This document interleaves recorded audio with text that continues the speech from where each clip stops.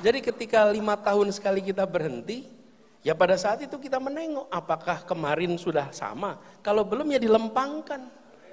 Dilempangkan karena itu pesannya adalah meluruskan jalan, menghadirkan keadilan.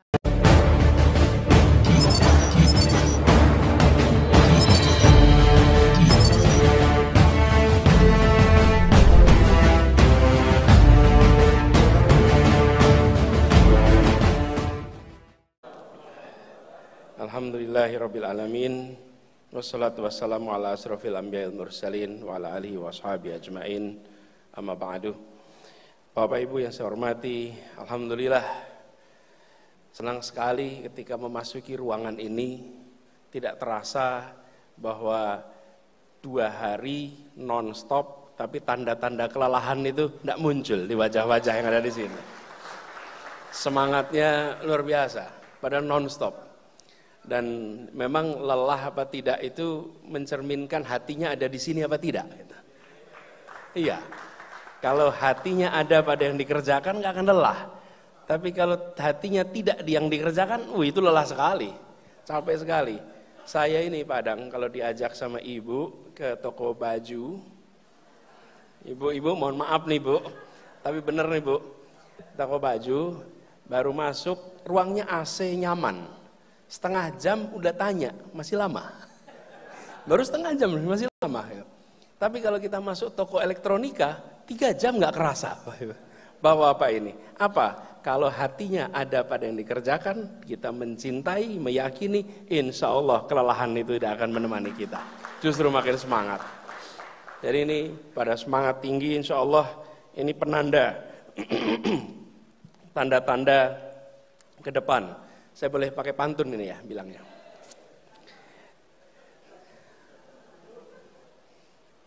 Jalan-jalan ke Gunung Sahari, mampir dulu ke kebun kelapa. Saat kita semua terkonsolidasi, insya Allah kita akan berjaya. Insya Allah tahun depan akan berjaya. Dan arahan yang tadi sudah disampaikan oleh Bapak Presiden sudah sangat komprehensif. Saya rasa buku saku ini menjadi pegangan yang luar biasa. Kami pun akan memegangnya. Boleh tepuk tangan untuk Pak Presiden. Ini sesuatu yang sangat penting. Dan ke depan kita menyadari bahwa rakyat menginginkan adanya kehidupan yang lebih baik. Saya beberapa kali menyampaikan bahwa pemilu, pilpres, itu bukan soal pemerintahan sekarang atau pemerintahan 2-3 sebelumnya. Republik ini berdiri 17 Agustus 45, menjanjikan. Ini bukan sekedar bercita-cita.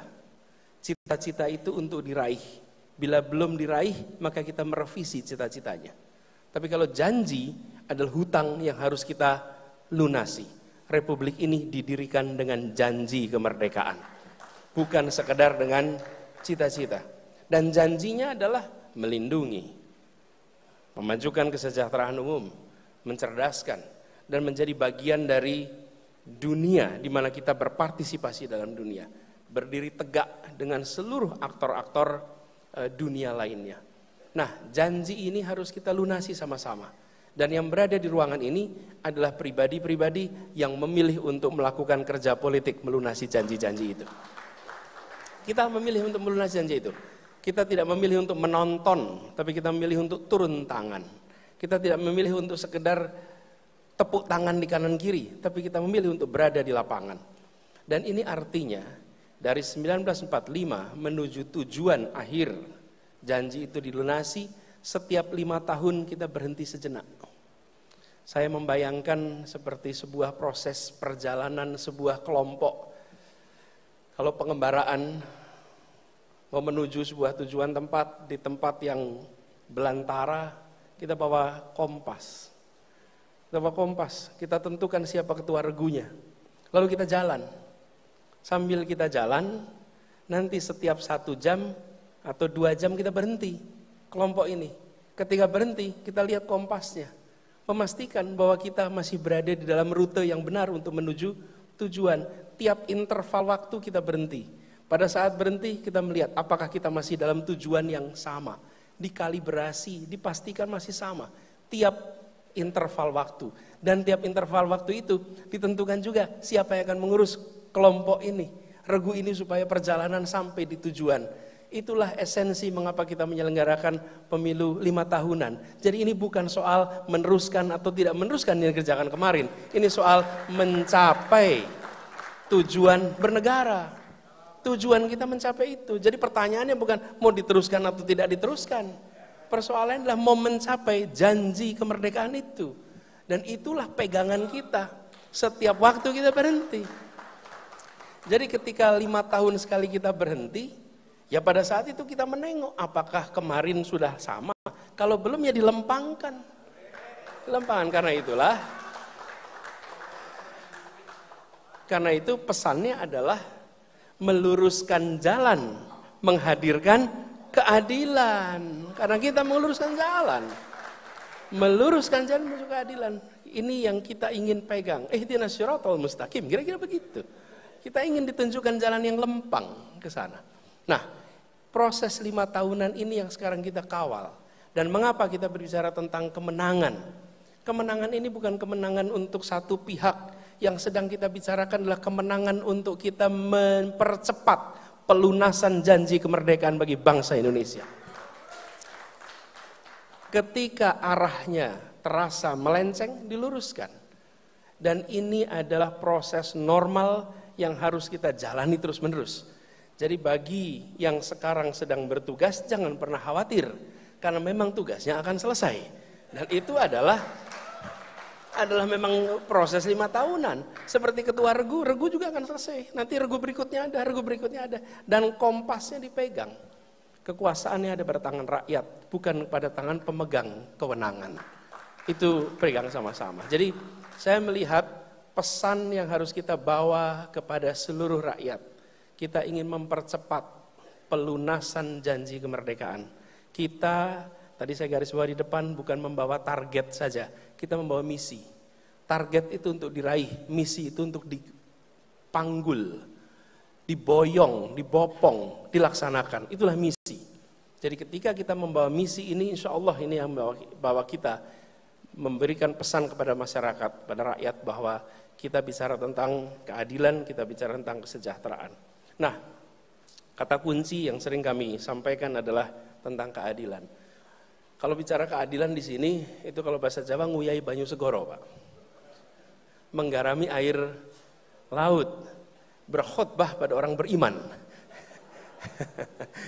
Karena namanya aja partai keadilan, sejahtera ya otomatis sudah pasti fokus bicara pada keadilan.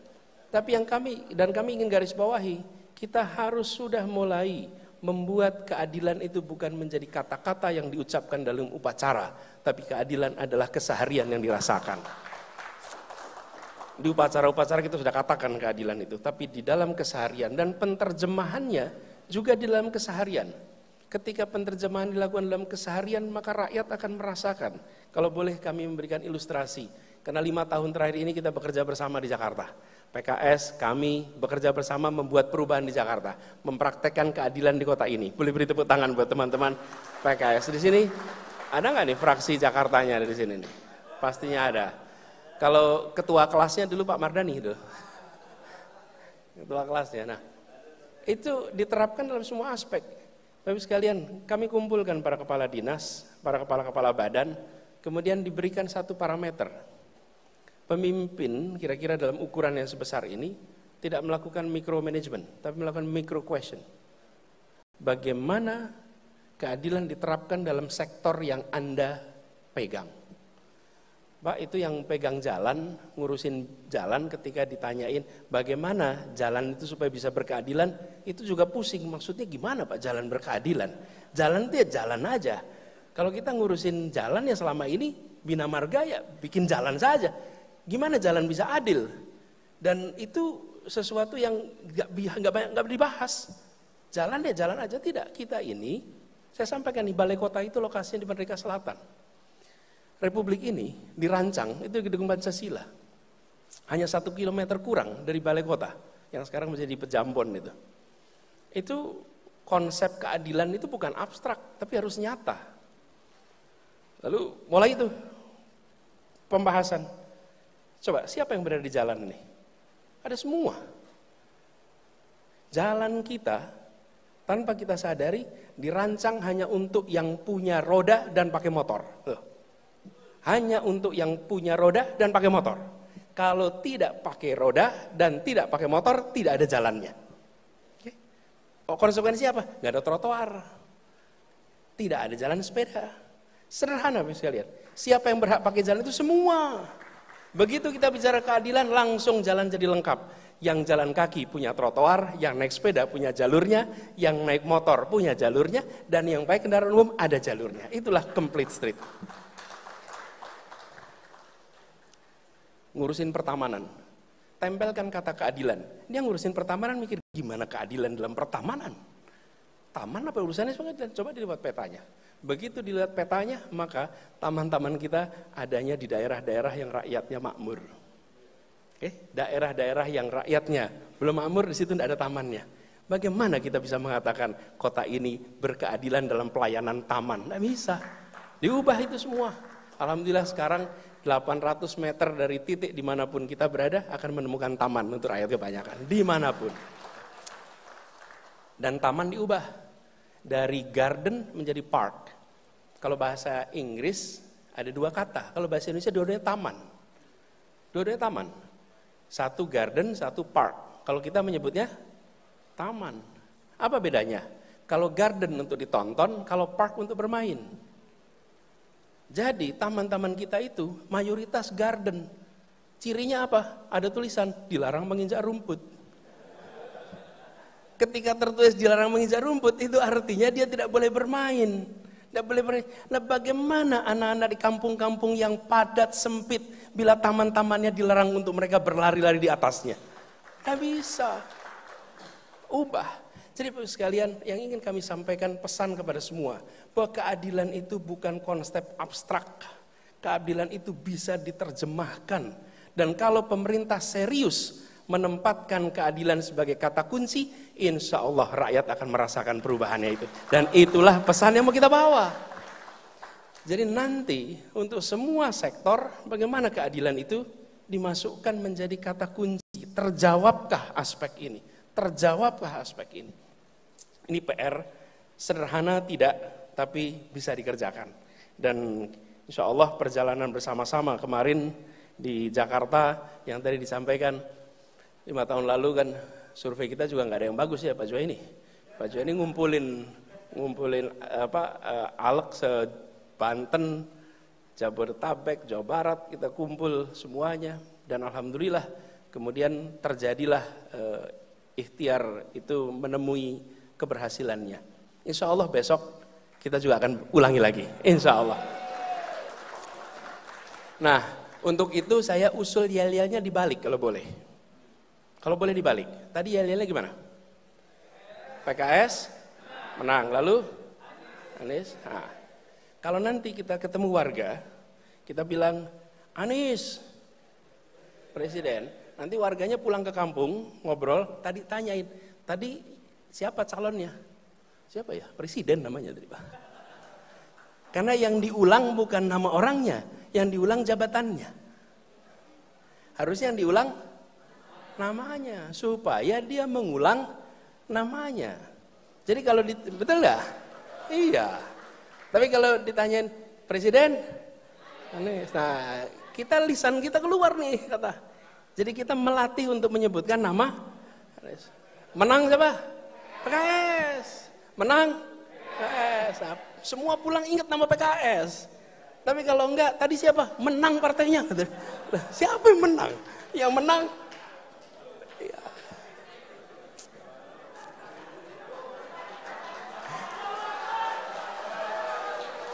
Jadi, supaya nanti pada pulang pada bawa nama PKS.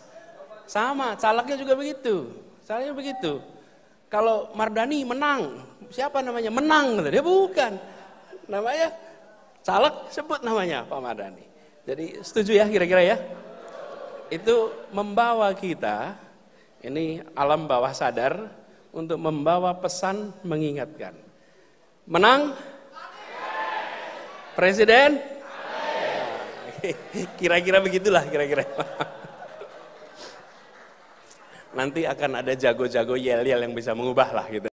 Tapi kami berharap bahwa apa yang mau kita ikhtiarkan kita terjemahkan dalam langkah-langkah praktis di lapangan yang bisa menjangkau semuanya. Dan kami yakin pegangan yang tadi disampaikan oleh Pak Presiden insya Allah menjadi pedoman bagi kita semua. Saya hanya menitipkan pesan bahwa kita ingin melakukan perubahan bersama-sama karena kita ingin mempercepat penuntasan janji kemerdekaan itu. Salam takzim untuk semua para anggota fraksi PKS di seluruh Indonesia. Titip salam kepada mereka semua, kemudian juga kepada keluarga besar PKS di seluruh Indonesia. Sampaikan pesan bahwa di Jakarta semangat menggelora, insya Allah menular ke seluruh Nusantara. Terima kasih. Assalamualaikum warahmatullahi wabarakatuh. Waalaikumsalam warahmatullahi wabarakatuh. Menang PKS, PKS, PKS. 3 kali juga ya. Anies, Anies, Anies. Ulangi lagi, biar hafal. Menang PKS, PKS, PKS. Presiden.